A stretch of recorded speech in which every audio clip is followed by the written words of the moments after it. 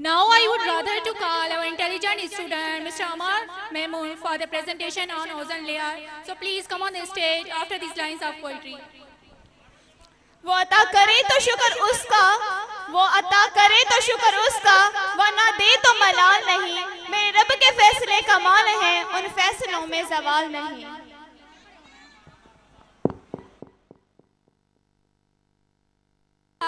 मैं तो खाक था, मैं धूल था, मुझे कुछ ना अपना शऊर था।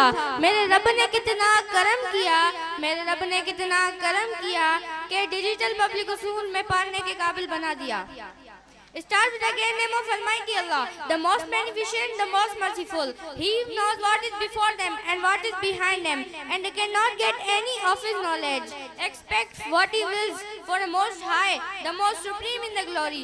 Now I am Aman from class 8. Now my dear listeners, today I am defining here destruction of the ozone layer. Ozone is a gas in the atmosphere that forms harmful ultraviolet rays from the sun. The atmosphere is a layer of ozone gas. This layer prevents the harmful ultraviolet rays from reaching the earth and protects every living thing on the earth.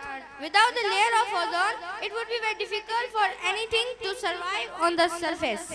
The chemical called chlorofluorocarbons, which is widely used in air conditioners, refrigerators, reacts and destroys the ozone layer. As a result, the ozone layer is becoming thinner, allowing the ultraviolet rays from reaching the earth and protects everything on the earth. Pakistan is home to more than 5,000 glaciers. These glaciers are continuously melting because of the rising temperature and are cause of the floods. Thanks.